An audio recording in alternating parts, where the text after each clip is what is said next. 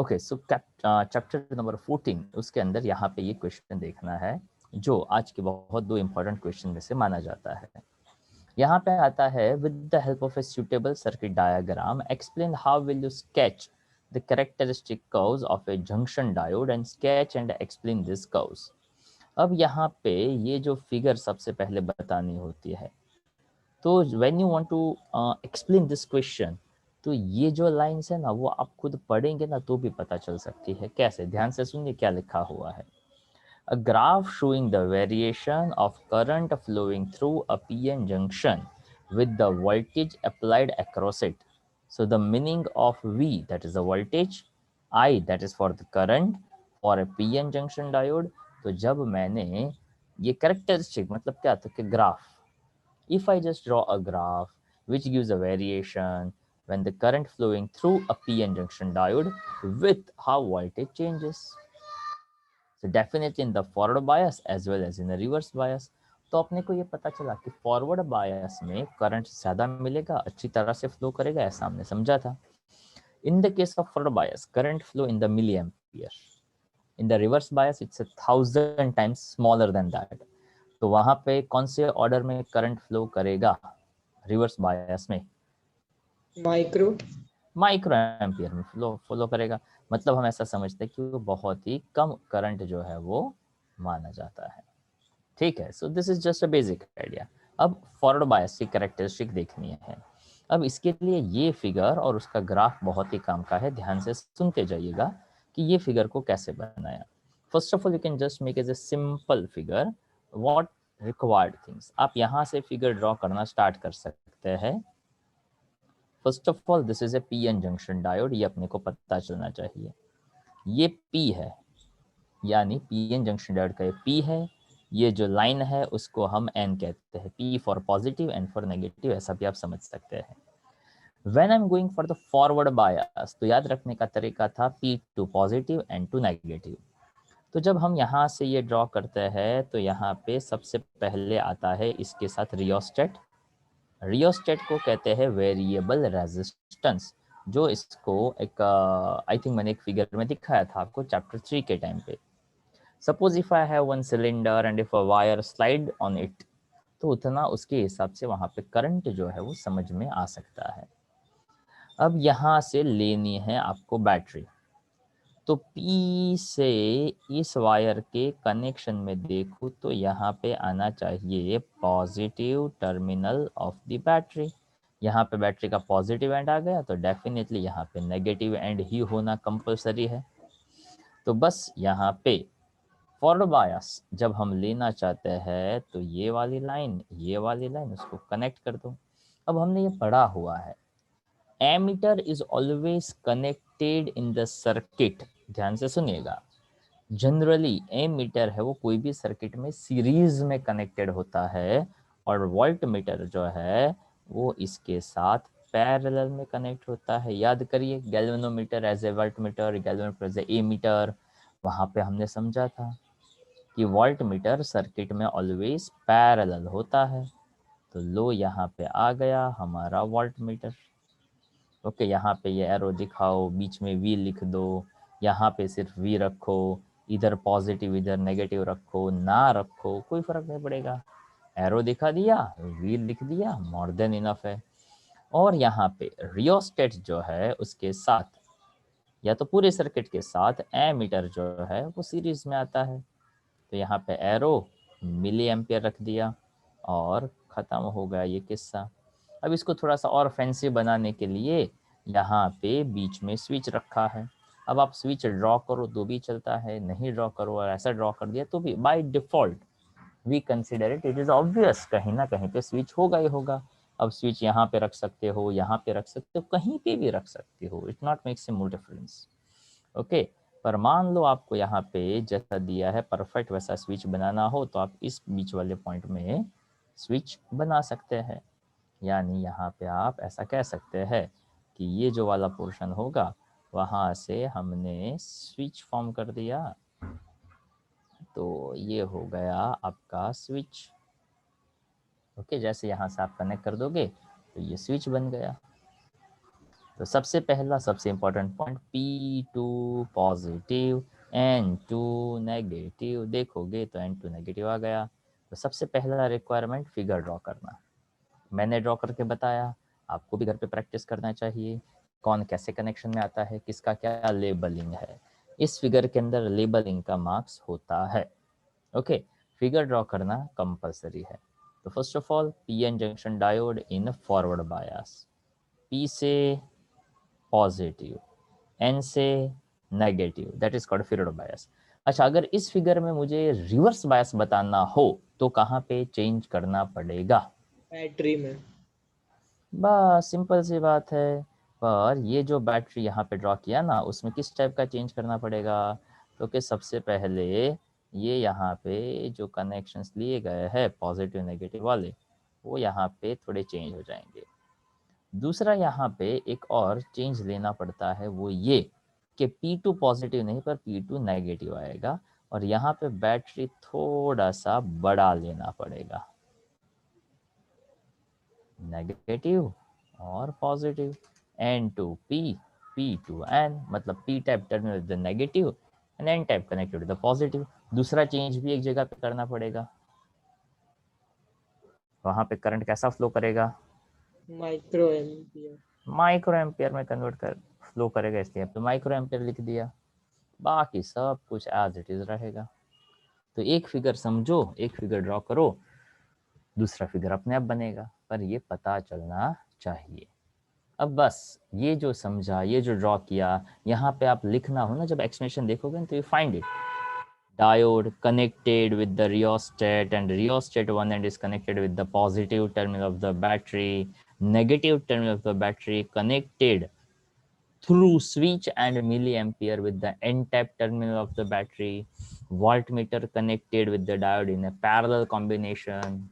तो जो figure draw कर रहे हो वही की वही कहानी आपको लिखनी होती है। So just take it relax, and जैसा आपने यहाँ पे किया है वही सब कुछ वर्ड्स में लिखना है। Okay, a battery is connected across the PN junction diode through a potentiometer और अ rheostat so that voltage applied to the diode can be changed। यहाँ पे ये ग्राफ प्लॉट करना जरूरी है, और इसी को कहते हैं VI characteristic. For this VI characteristic you can observe it. शायद ये भी आपको पता होगा कि आप IV कैरेक्टरिस्टिक या VI कैरेक्टरिस्टिक कुछ भी कह सकते हैं, बट अगर आप Y axis versus X axis की बात करते हैं तो उसको VI कैरेक्टरिस्टिक की बजाय IV कैरेक्टरिस्टिक कहना बेहतर रहेगा। इतना आपको ये पता होना ही चाहिए कि voltage always on X axis and current always on Y axis. Okay, तो मिली एम्पियर में करंट आएगा, ये वोल्टेज में रहेगा। यहाँ पे सिलिकॉन के लिए क्या था इंटरनल बैटरी का voltage? Yes, anyone remember it? जब वो पीएन जंक्शन बनते हैं इनिशियली, जब आप उसको 0.7, और वहां पे अभी कहा कि इंटरनल बैटरी का वोल्टेज और एक्सटर्नल बैटरी का वोल्टेज एक दूसरे से अपोजिट डायरेक्शन में रहेगा। तो ये जो पॉइंट है ना, जिसको कट इन वोल्टेज कहा है, उसका मतलब ही यही है कि इंटरनल बैटरी सिलिकॉन जो है वहाँ पे वर्चुअल बैटरी 0.7 वोल्ट का होता है, और एक्सटर्नल बैटरी जो है वो 0.1, 0.2, 0.3, 0.5, 0.7 तक आप वोल्टेज बढ़ा रहे हो, पर वहाँ पे करंट फ्लो नहीं कर रहा है। इसलिए up to 0.7 voltage increases but no there is a change in the current, ताकि करंट फ्लो ही नहीं कर रहा है। बट आफ्टर अ 0.7, ओके, आप यहाँ पे 0.7 से लेकर अगर मैं यहाँ पे बात करूँ तो उसका ऑलमोस्ट डबल हुआ 1.4 या 1.5 या 1.8 तक। तो यहाँ पे आप देख सकते हो करंट के अंदर बहुत ज़्यादा चेंज जो है वो आ जाता है। Okay, so this is just a basic idea. The millimetre measure the current through the diode, wattmeter measure the voltage. तो ये कितने सिंपल से, I just say it's a simple statements are mentioned here. Millimetre sorry millimetre क्या करता है? Current measure करता है। Volt meter क्या करता है? वोल्टेज मेजर करता है। ये कैरेक्टरिस्टिक ड्रॉ करने हो तो क्या करना पड़ेगा? तो क्या अलग अलग वैल्यू लेनी पड़ेगी, किस किस की? तो कि different values of voltage that gives a different value of current. उसको नोट करते जाओ, ग्राफ में प्लॉट करते जाओ. You have a voltage current graph that is called forward bias characteristic. Okay, so here they mention a very simple statements. Okay, अगर आप phenomena को simple तरीके से लोगे तो स्टेटमेंट्स भी आपको सिंपल दिखेंगे, और समझ में ना आए तो पूछते जाइएगा. अब यहाँ पे जो अभी जस्ट मैंने बताया वही यहाँ पे बन जाते हैं उसके इंपॉर्टेंट फीचर्स. देखिए ध्यान से, पता चल जाएगा क्या कहा इंपॉर्टेंट फीचर्स में. This graph is not a straight line. तो क्या दिख रहा था? तो क्या हाँ दिख रहा था, बहुत क्लियर दिख रहा था. So junction diode does not obey Ohm's law. Ohm's law अगर ओबे होता तो कैसा बनता? V I characteristic. स्ट्रेट तो लाइन क्या फिगर से पता चला स्ट्रेट लाइन है कि नहीं है? नहीं है. बस that is the important point. Okay, कब जाके वो वोल्टेज बढ़ा? तो कि सिलिकॉन का होता तो 0.7 के बाद बढ़ता, जर्मेनियम हो तो कब बढ़ेगा? 0.3 के बाद बढ़ेगा. तो लिखा है the current increases very slowly, almost negligibly, या तो ऐसा कह सकते हैं almost zero, till the voltage across the diode crosses a certain value. और सर्टेन वैल्यू यानी threshold. It's something like that कि अगर आपको पास होना है तो कितने मार्क का पेपर में लिखना पड़ेगा? 35. हाँ, मतलब आपको पेपर में उतना लिखना पड़ेगा कि जिससे आपका 35 मार्क्स का राइट हो. उस 35 मार्क्स को कहा जाता है थ्रेशोल्ड, कटेन. यहाँ पे वो वोल्टेज के टर्म में है कि हमें उतना तो वोल्टेज देना ही पड़ेगा, ओके, जिससे वो थ्रेशोल्ड वोल्टेज को क्रॉस कर सके. थ्रेशोल्ड वोल्टेज क्या क्या थे, या तो कटिंग वोल्टेज क्या क्या थे? तो कि 0.3 for the germanium, 0.7 for the silicon. तो यहाँ पे again and again I explain the simple thing. जो आप समझते हो वही वर्ड्स यहाँ पे लिखने हैं, ओके. पर उसके लिए आपको इसको रीड करने के बाद एटलीस्ट 2 से 3 बार आपको लिखना चाहिए. जितना रिपीटेशन आपका स्ट्रांग होगा उतना आपको ज़्यादा फायदा आएगा, ओके. अगर आप में से कोई ऐसा है कि सब कुछ मिक्स हो जाता है, ओके, जब यहाँ पे ऐसा किसी के साथ होता है चैप्टर 3 का फॉर्मूला चैप्टर 4 के अंदर, चैप्टर 4 5 के अंदर, 5 6 के अंदर ऐसा सब कुछ मिक्स हो जाता है किसी को? हाँ सर, कोई बार हो जाता है. कोई बार हो जाता है, ओके. क्या ऐसा ही सेम केमिस्ट्री में होता है, कभी रिएक्शंस मिक्स हो गए? सर वो नॉर्मली तो जो ऑर्गेनिक के चैप्टर होते हैं ना 4, उसमें ऐसा कोई बार हो जाता है, लेकिन ऐसे अभी तो उन्होंने एक नया चीज निकाला है ना, वो सिर्फ कन्वर्जन कराने का, तो अभी नहीं हो रहा है ऐसा. ओके, तो जनरली अच्छा, मैथ्स में कभी फॉर्मूला मिक्स होते हैं? उसमें तो बहुत कम बार, मतलब रिलेटेड नहीं होता है ना कुछ बहुत ज्यादा, तो मतलब होता नहीं ऐसा कोई कुछ. हाँ, तो इसका मतलब ये कि हर एक का अपना अपना पैटर्न है. कोई जगह पे होता है, कोई जगह पे नहीं होता है. फिजिक्स में जब आप 2 3 4 चैप्टर मिक्स करते हो तब ऐसा लगता है कि यार सब कुछ मिक्स हो जाता है. अगर जिस किसी को ऐसा लगता है तो they have to observe their examination preparation pattern, okay. अब जो कल टेस्ट है उसका प्रिपरेशन जो आज से चालू करेगा उसको diffraction, interference, Young's double slit, single slit, सब कुछ मिक्स हो जाएगा. क्यों? उसको पता ही नहीं चलेगा मिनिमा कौन और मैक्सिमा कौन, कंस्ट्रक्टिव कौन और डिस्ट्रक्टिव कौन. जिसने आज प्रिपरेशन चालू किया ना कल के टेस्ट के लिए, उसको सब मिक्स हो जाएगा, ताकि आप एक उस लेवल पे हो कि आपको ऐसा लग रहा है कि कल टेस्ट है अब तो पढ़ना ही पड़ेगा. और जब शॉर्ट टाइम में पढ़ोगे तब वो आपके दिमाग में कंफ्यूजन क्रिएट ज़रूर करेगा. अगर फिजिक्स में ऐसा होता है तो उसका मतलब ये है कि आप प्रिपरेशन जो है उसके लिए प्रॉपर टाइम नहीं दे रहे हो, ओके. अभी भी आपके पास इनफ टाइम है, ओके, ताकि इस बार एग्ज़ाम थोड़ी लेट है, एकदम आराम से जाओ तो भी आपके पास इनफ रिपीटेशन का टाइम है. हाँ, बहुत जल्दी बहुत ज़्यादा रिपीटेशन कर लोगे तो ऐसा ना हो कि मार्च एंड तक या तो अप्रैल पहुँचते पहुँचते हम ज़्यादा ही कुछ बोर हो जाए, ओके. और अगर ऐसा हो जाएगा तो थोड़ा और डिफिकल्ट हो जाएगा। डिफिकल्ट ये हो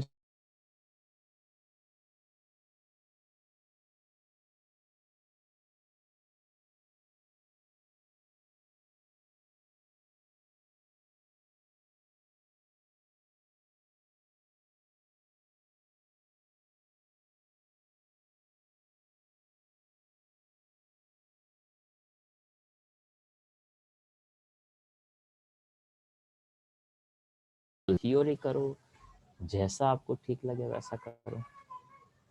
आई थिंक मैंने आपसे एक बार शेयर किया था कि प्रिपरेशन है वो किस पैटर्न में करना चाहिए। ओके, चैप्टर 1 स्टार्ट करना है तो it is not needed to start with the first question, what is charging by induction. वहां से चैप्टर 1 नहीं स्टार्ट होता है यार, रिलैक्स।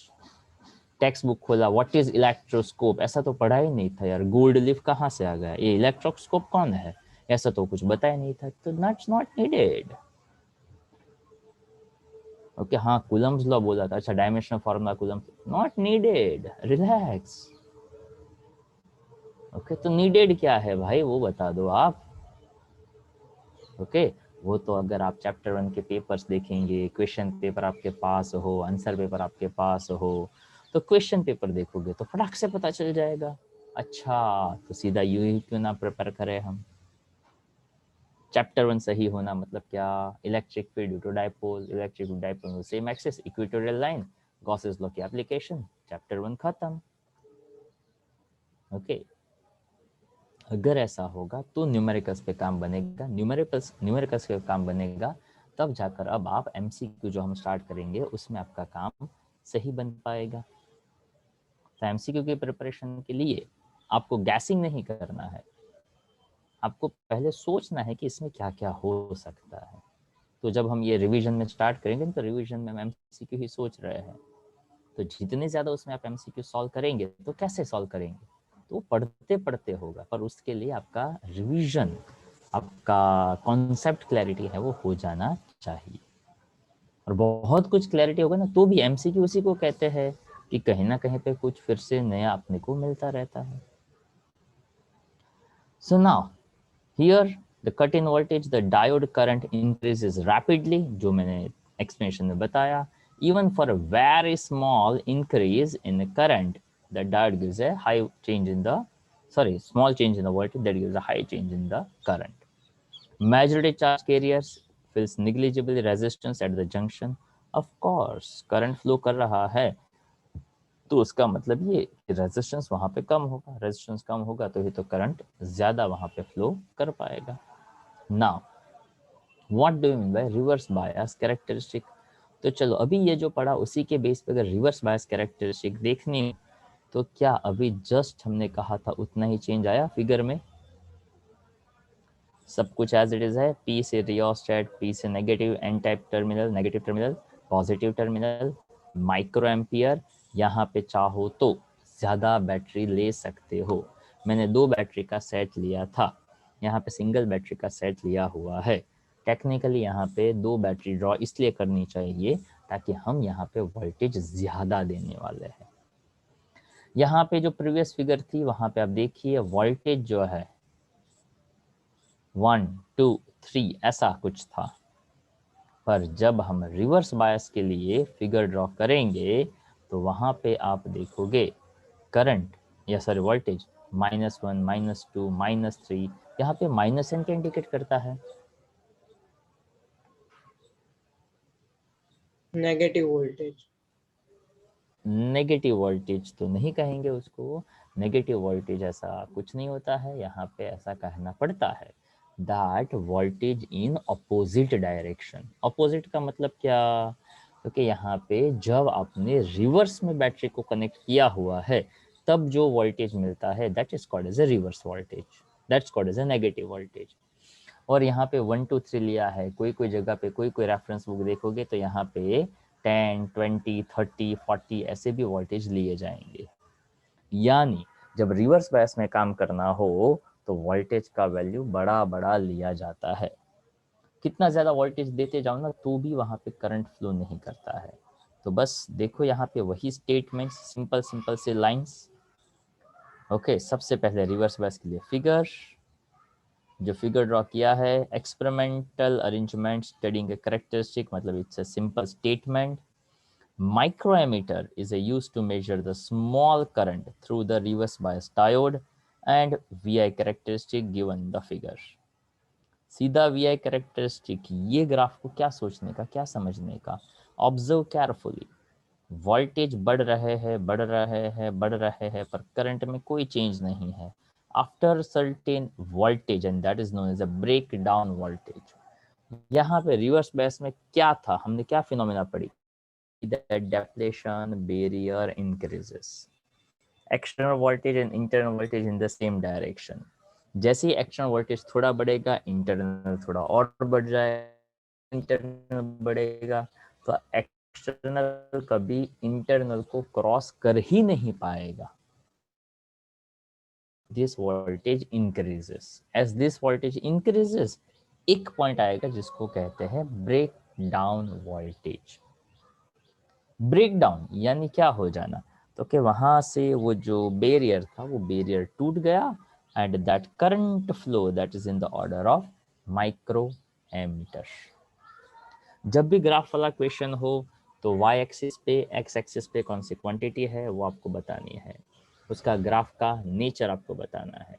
बस इतना बता दिया, आपका काम आसान है. तो ये चैप्टर जो है वो आपको ज़्यादा हेल्पफुल हो सकता है. उसकी इंपॉर्टेंट पॉइंट्स में क्या क्या, तो कि सबसे पहला वहां पे जो पहला पॉइंट था, सेम पॉइंट यहाँ, reverse bias, voltage produce a very small current about a few micro ampere. वहां पे ऐसा लिखा था, that's milli ampere. The small current called the reverse saturation current, वहां पे लिखा था कट इन वोल्टेज पे आपको करंट मिलेगा. It is due to the drift of minority charge carrier. मतलब क्या, तो कि यहाँ पे ज्यादातर किस्सों में होल्स बनते जाएंगे, और माइनॉरिटी चार्ज कैरियर यानी पी टाइप के लिए वहाँ पे इलेक्ट्रॉन माइनॉरिटी है और एन में होल्स माइनॉरिटी है, और उस वजह से डेप्लेशन बैरियर धीरे धीरे धीरे धीरे बढ़ता जाएगा. As the depletion barrier increases, तो वो कभी करंट डेप्लेशन के थ्रू फ्लो ही नहीं कर पाएगा. तो बैरियर बढ़ते बढ़ते बढ़ते बढ़ते इतना बढ़ जाएगा कि उसके बीच का जंक्शन पॉइंट है वो टूट जाएगा. जैसे वो ब्रेक हो जाएगा, हल्के फुल्के से कुछ कुछ इलेक्ट्रॉन फ्लो करेंगे. तो यहाँ पे लिखा है, the reverse voltage across the PN junction reaches a sufficiently high value and the reverse current suddenly increases to large value. Why? तो कि यह हाई वैल्यू पे पहुंचने के बाद उसको कहेंगे डायोड जो है वो ब्रेक हो गया, या तो उसको ऐसा कहेंगे डायोड जो है वो शॉर्ट सर्किट हो गया, या तो डायोड बिगड़ गया, वो कोई काम का नहीं है. पर अगर हम वहां पे इम्प्योरिटी ज्यादा ऐड करें, तो ये लाइन में लिखा है, this voltage which the breakdown of junction diode occurs, it's called the Zener breakdown voltage.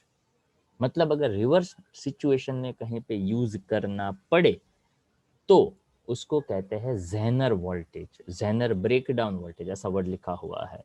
तो इसका यूज ऐसे कहाँ पे करेंगे, तो इसका एक स्पेसिफिक यूज आता है जो शायद ही आपने देखा हो. ओके, हो सकता है आपके पेरेंट्स ने वो देखा हो, ताकि जब मैं छोटा था तब मैंने अपने घर में देखा था कि जब घर पे फ्रीज आता था ना, या तो आया था ना, तब फ्रीज के साथ एक बॉक्स अलग से आया था, या तो टीवी जब पहली बार लिया था तो उस टीवी के साथ भी एक छोटे से 2 बॉक्स आए थे.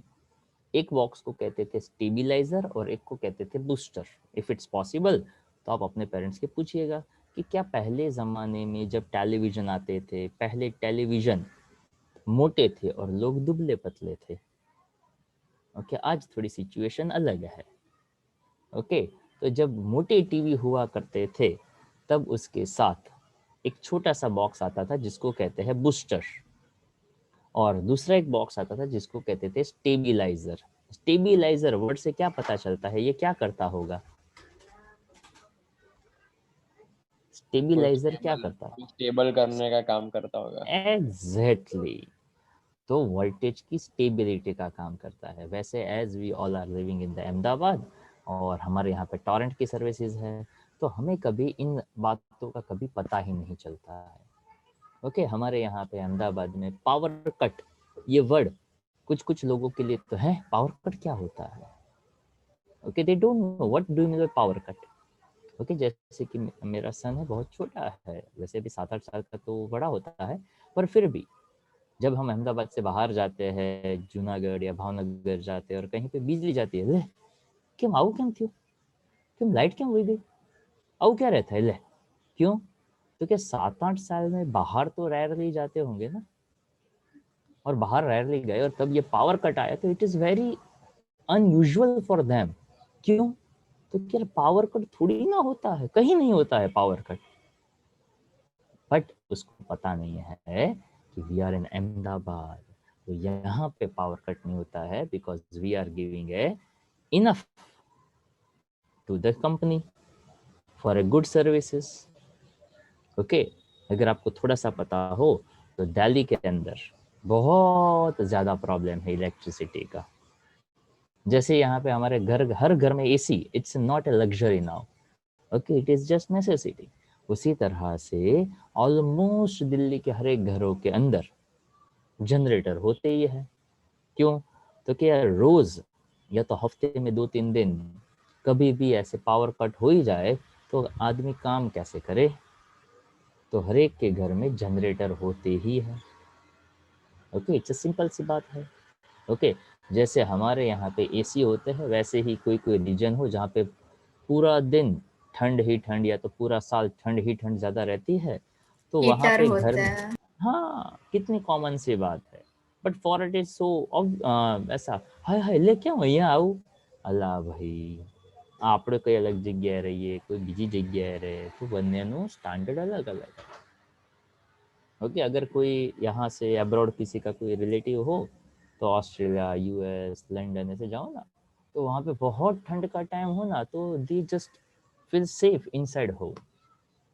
ओके, हम मूवीज वगैरह, अरे वाह बर्फ गिरी, अरे वाह, पर वहाँ पे जो रहते हैं उसको पूछो कि how they survive in the life in Canada -10 degree Celsius. और ये न्यूज़ हम सुनते हैं जब हम यहाँ पे अप्रैल में होते हैं, आए केवी मजा आवे बर्फ पड़े, जाओ तो खबर पड़े केवी मजा आवे। ओके, तो हर एक चीज़ को यहाँ पे अपने तरीके से समझने का ट्राई करो। यहाँ पे हमने फिगर देखा, फिगर के बाद ग्राफ देखा, उसी ग्राफ का, उसी फिगर का एक्सप्लेनेशन देखा। ओके, हर एक चीज़ का कोई ना कोई कंसर्न होता है। यहाँ पे ऐसा कहा कि जेनर डायोड, जेनर ब्रेकडाउन, तो स्टेबिलाइजर, उसको एक और भी कहा जाता है जिसको कहते हैं वोल्टेज रेगुलेटर। स्टेबिलाइज करना, तो स्टेबिलाइज यानी स्टेबल करना, कब करना पड़ता है स्टेबल, तो कि जब फ्लक्चुएटिंग हो तब। ओके, हो सकता है शायद आपने कभी किसी ने, मैं ये जो वर्ड बोलूँ ना, क्या कभी आपने घर में डिम लाइट ऐसा सुना है कॉन्सेप्ट, डिम लाइट? हाँ एनी आइडिया सर, कब? हाँ, तो क्या होता है डिम लाइट जब होती है तब?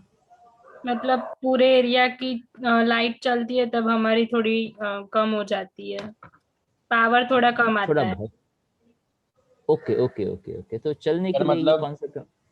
सर वो फैन ऑन होता है ना, वो सब स्लो चलने लगता है ऐसे, वो फुल स्पीड में स्लो चलता है। हाँ एग्जैक्टली, तो ये थोड़ा बहुत कभी कभार आपने देखा होगा, तो मेरे लिए पॉइंट समझाना आपकी जनरेशन को थोड़ा इजी रहा।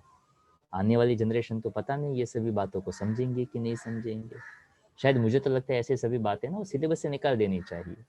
अब आप कहीं स्टेबिलाइजर देखते नहीं हो, वोल्टेज रेगुलेटर देखते नहीं, तो उसको समझाने का क्या फ़ायदा? ओके, आप माइक्रो चिप और काफ़ी सारे एडवांस जनरेशन हो और मैं अभी यहाँ पे आपको ट्रांजिस्टर और डायोड समझाता फिरूँ, ओके, तो कैसे काम चलेगा? ओके, बट ओके, गंदा है पर धंधा है ये, उसी तरह से काम दिया है तो करना है ये। Okay, so relax. ओके, तो यहाँ पे पावर कट होना या तो डिम लाइट होना, मतलब जो भी नॉर्मल लाइट हो उससे वो कम रोशनी देता है, फैन स्लो चलता है, टेलीविज़न नहीं काम करता है, फ्रिज के अंदर की लाइट भी डीम हो जाती है ऐसा लगता है। और मान लो एकदम से करंट ज़्यादा आ गया तो क्या होगा? फ्यूज उड़ जाएगा। हाँ, कोई कोई किस्सों में ऐसा भी हो सकता है। तो अभी बल्ब हो जो पहले के टाइम पे वो 10 या 15 रुपए का आता था, अगर वो बल्ब फ्यूज हो जाए तो अपने को कोई टेंशन नहीं है। पर तब भी टीवी अगर 12, 15 और 17 हज़ार का आता हो और वो ऐसा हो जाए तो कितना मजा आएगा।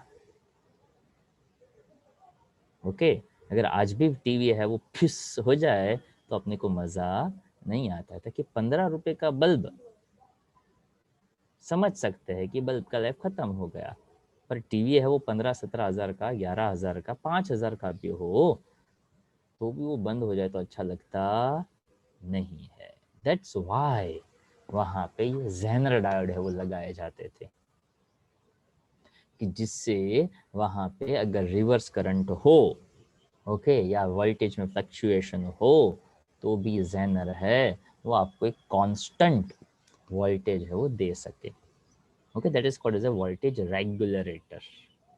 ओके तो अभी जो आपने दोनों ग्राफ देखे फॉरवर्ड बायस और रिवर्स बायस, उन दोनों ग्राफ को एक ही फिगर के अंदर सिर्फ कंबाइन करके यहाँ पे दिया हुआ है। उसके बाद अब आता है उस डायोड का एक्चुअल यूज जिसको कहते हैं रेक्टिफायर। यहाँ पे दो टाइप के रेक्टिफायर आएंगे, एक को कहेंगे हाफ वेव रेक्टिफायर और एक को कहेंगे फुल वेव रेक्टिफायर। चलो नाम से कौन बताएगा क्या इसका मतलब हुआ? Half wave rectifier and full wave rectifier, उसका क्या मतलब होता होगा? Any idea, any guesses? Half wave ही मिलेगी, मतलब क्रैश क्रैश क्रैश। एग्जैक्टली ऐसा ही कुछ कुछ। ओके और फुल में शायद ऐसा होता होगा कि पूरे वेव का रेक्टिफिकेशन होता होगा। ओके मतलब नाम से इतना तो पता चलना चाहिए अपने को कि एग्जैक्टली अपने को पढ़ाने वाले क्या है। ओके और ये क्वेश्चन मैं जनरली 11 की स्टार्टिंग से पूछता हूँ कि जब आप फिजिक्स पढ़ने वाले हो तो एटलीस्ट आपको पता होना चाहिए फिजिक्स के अंदर कैसे कैसे फिनोमिना होती है। Anyone know the answer? Physics कौन से टाइप का साइंस है? फिजिक्स के अंदर कौन से टाइप का साइंस आप पढ़ते हैं?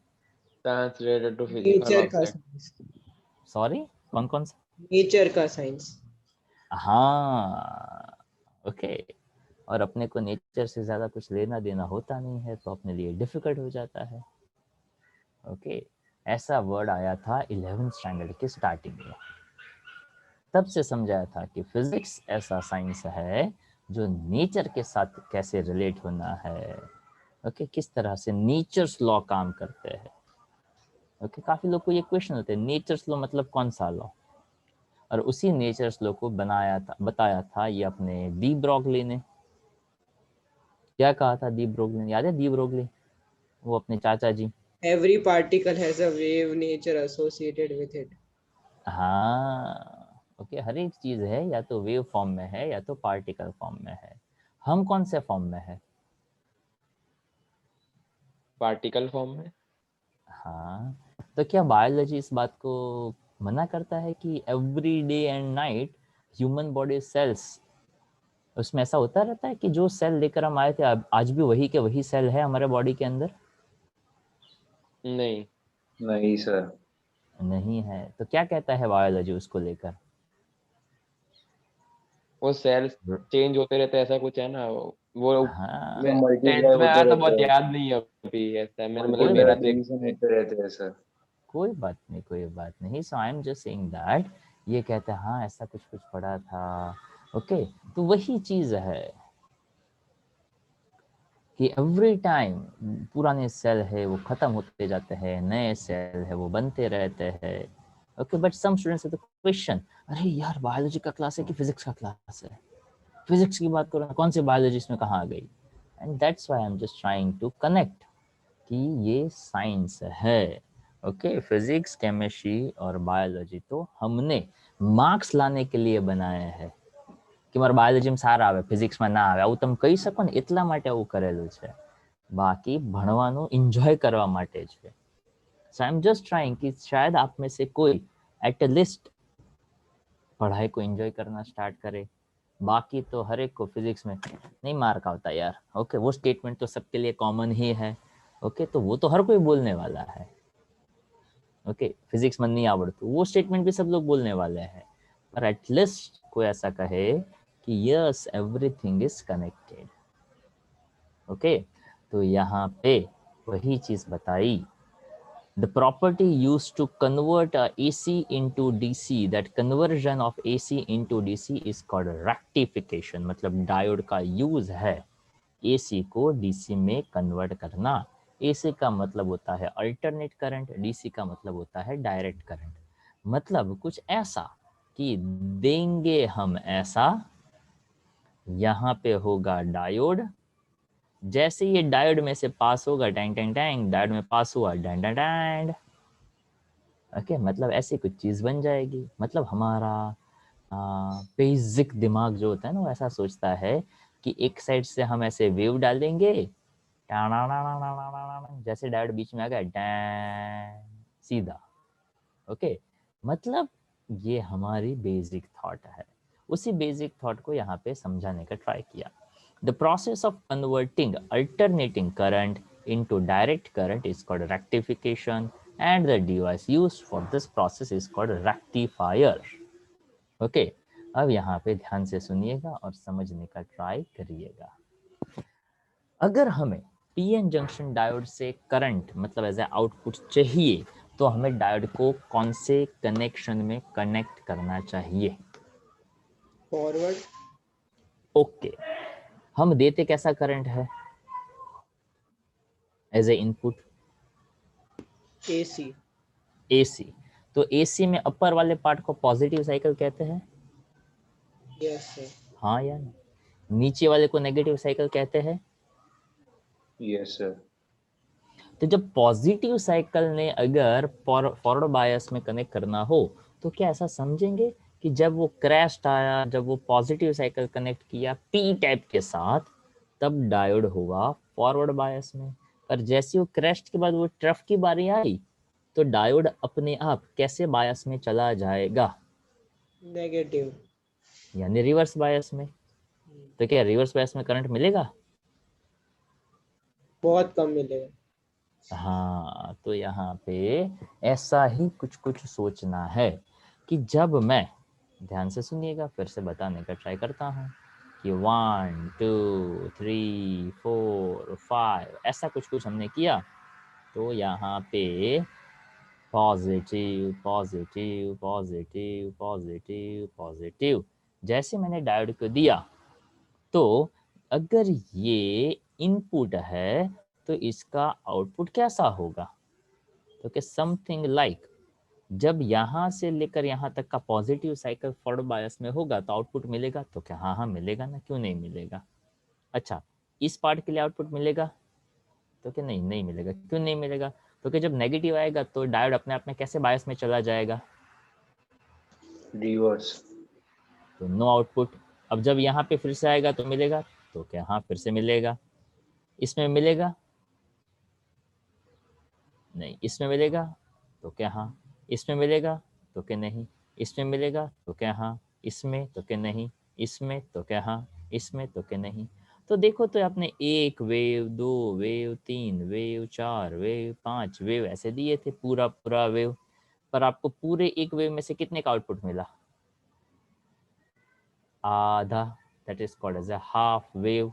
आधा आधा आधा आधा, यानी हाफ ऑफ पार्ट ही फॉरवर्ड बायस में आता गया, तो हाफ ऑफ आउटपुट आपको मिलता गया।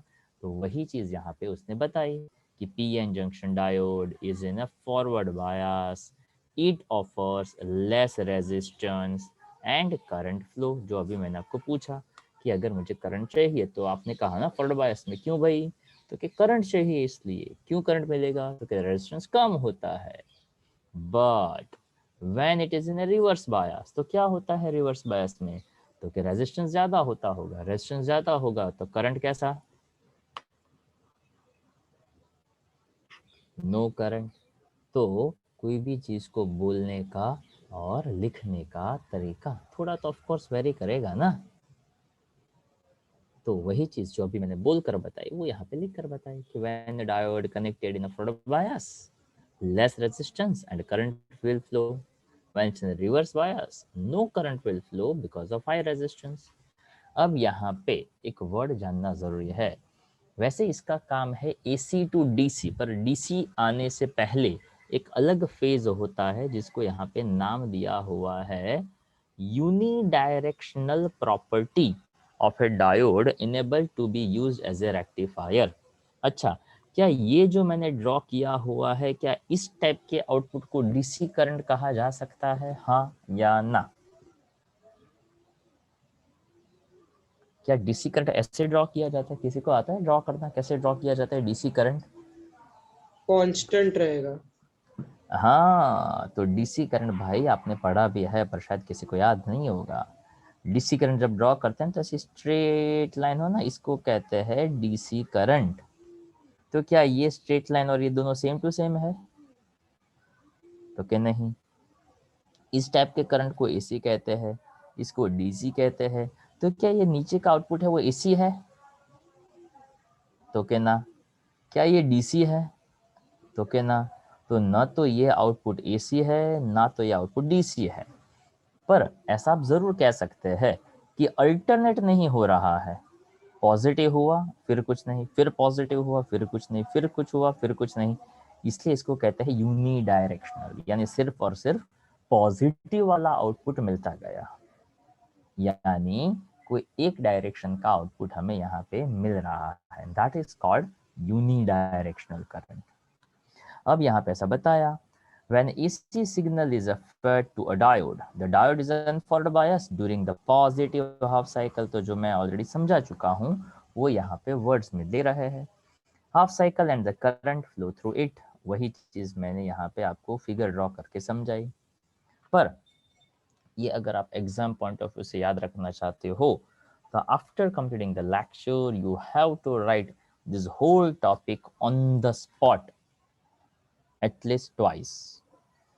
तो जो भी समझाया हुआ है उसी को एग्जैक्टली कैसे वर्ड्स में लिखना है वो आप ऑन द स्पॉट लिख देंगे तो फटाक से याद रह जाएगा।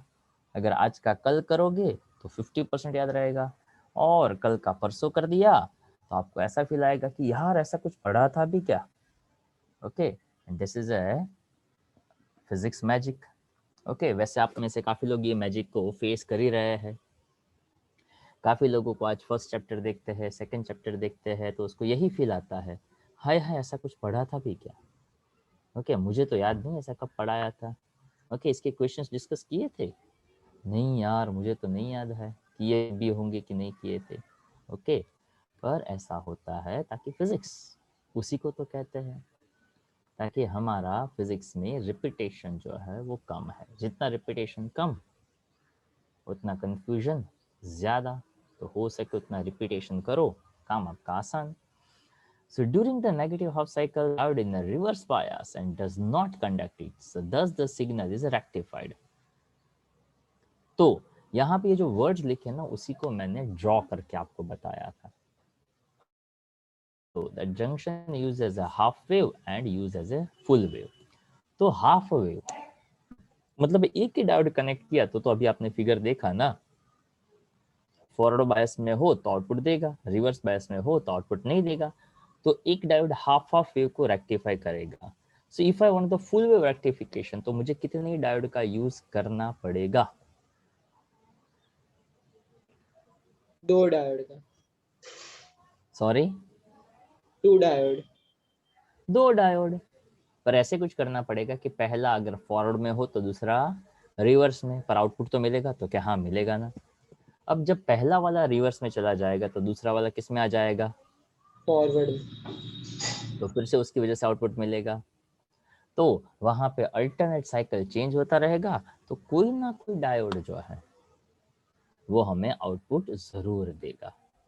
कैसे देगा, उसका सर्किट कैसे बनेगा, वो कैसे कंडक्ट कर पाएगा, वो सब भी हम यहाँ पे अभी देख लेंगे तो पता चल जाएगा। ओके, तो यहाँ पे ध्यान से देखिए और अपने आप को यहाँ पे कनेक्ट करके रखिए तो आप उसको जल्दी जल्दी समझ पाओगे। Is that clear everyone? Hello? Yes, sir. Yes Yes, sir. sir.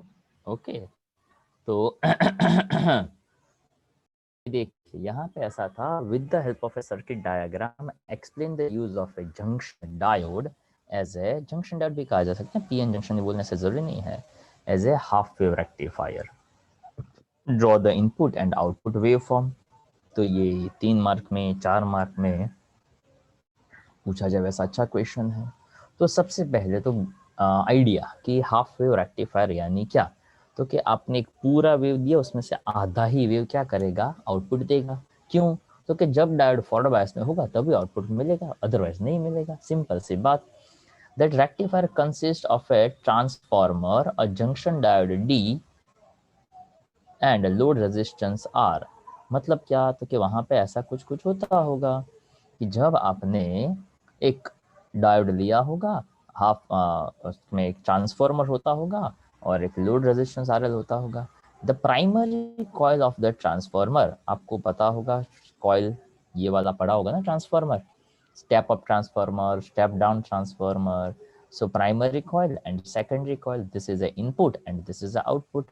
तो यहाँ पे ये बात को ध्यान से सुनने का और समझने का ट्राई करने का कि एट ए वन मोमेंट, मान लो कि ये पॉजिटिव टर्मिनल पे है तो ये नेगेटिव टर्मिनल पे होगा। When this positive terminal connected this side, तो पॉजिटिव पॉजिटिव के साथ, नेगेटिव नेगेटिव के साथ, यानी ये एन टाइप और ये पी टाइप। तो जब हम इनपुट के एक साइकिल की बात करते हैं, साइकिल मतलब इसको कहते हैं साइकिल। तो मान लो प्राइमरी नेगेटिव पे था, तब सेकेंडरी पॉजिटिव पे था, तो आफ्टर हाफ साइकिल ये positive becomes negative and negative becomes positive. तो primary coil of the transformer connected to the AC mains, secondary coil is connected to a series with the junction diode D and resistor R। देख सकते हो यहाँ पे ये और ये उसके साथ सीरीज कनेक्शन में ही तो है। We assume that the diode is ideal, so that offers a infinite resistance, okay, during a reverse bias। मतलब reverse bias में हो, infinite resistance हो, तो करंट तो कुछ फ्लो नहीं करेगा। This is a basic idea। अब उसका वर्किंग कैसे समझना है। When AC is a supply to the primary, secondary of the transformer supplies a desired alternating voltage across A and B। तो ये यहाँ पे A और B के बीच में हम ऐसा समझेंगे कि कुछ आउटपुट जाएगा, इनपुट जाएगा during the positive half cycle of AC। तो जो मैंने बताया कि ये पॉजिटिव नेगेटिव ऐसा चलता रहता है। उसमें से कोई एक मोमेंट पे हमने देखा कि at the end of A, यानी यहाँ पे अगर पॉजिटिव कनेक्टेड होगा और B के साथ नेगेटिव होगा, तो it means diode D in a forward bias, current I flow through the resistance RL। तो उस टाइम पे आपको करंट का फ्लो देखने को मिलेगा। After half cycle what will happen, positive becomes negative and negative becomes positive. तो देखो यहाँ पे जब ये पॉजिटिव था तो आउटपुट मिला, नेगेटिव हुआ नहीं मिला, फिर मिला, फिर नहीं मिला, फिर मिलेगा। तो पूरे एक वेव के आउटपुट इनपुट में हमें हाफ वेव का आउटपुट मिलता है। सो यहाँ पे अक्रॉस R7 नहीं, हाँ इसको अक्रॉस RL ऐसा समझना था। Same wave form as the positive half wave of the input. तो यहाँ पे ऐसा बताया, during the negative half cycle the end A becomes negative and B positive. तो रिवर्स बायस में तो ऑफकोर्स उल्टा ही होने वाला है ना। तो उस टाइम पे रिवर्स बायस में करंट नहीं मिलेगा, करंट नहीं मिलेगा तो आउटपुट भी नहीं मिलेगा, खत्म हो गई बात। In the next positive half cycle, again we get output voltage, and output voltage is a unidirectional but pulsating। कहा था ना DC चाहिए, पर ये अभी DC यानी डायरेक्ट करंट नहीं है, कोई भी एक डायरेक्शन का करंट, पल्सेटिंग यानी पल्स जैसा मिल रहा है। Since this is known as a positive half cycle पे मिल रहा था, इसलिए इसको हाफ वेव रेक्टिफायर कहते हैं। सिंपल सी बात, खत्म हो गया क्वेश्चन। ओके, तो अगेन आपका जो होमवर्क है